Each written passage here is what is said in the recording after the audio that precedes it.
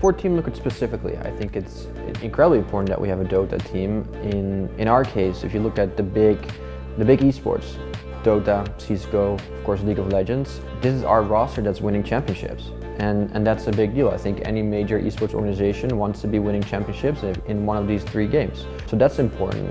On top of the fact that we have a winning team, it's also a game we've historically been involved with. And we do try to have a tendency that when we move into a game or move into a scene, we continue to support it. It's a long-term vision and a long-term belief.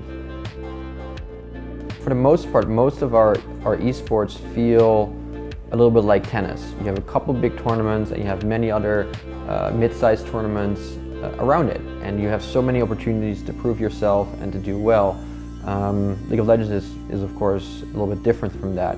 The way Dota is structured with how far above everything the international reaches in viewership, in prize money, recognition for your win or your play, it's probably the only real comparison in esports that feels to me a little bit like the Olympic Games.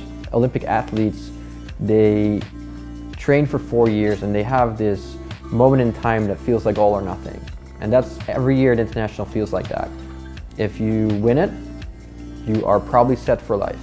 And everyone is just focused towards that, and that's the goal. I think the Dota community in general is probably a little bit more hardcore than some of the other games. I remember seeing a statistic from when Overwatch had a free-to-play weekend, and all of the active users went down except for Dota. Dota just stayed stable. They didn't give a shit that Overwatch was free-to-play. They just did what they wanted to do. You know, I think that very much resembles the Dota community. You know, they know what they want, and that's Dota. For me personally, I think Dota probably goes back nearly 15 years, maybe a little bit less, but it's a long time. And after I stopped playing StarCraft 1, Brood War, and I became a professional poker player, it was actually Dota. Dota was the game that I was playing with my spare time, right? So I started playing it far longer than 10 years ago.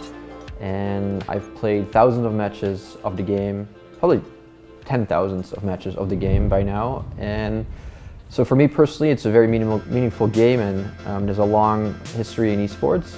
I think it's a classic example of why esports should be considered a sport. With these games are not going away. They keep evolving, they keep developing, never stops, just like a traditional sport, and Dota shows all that.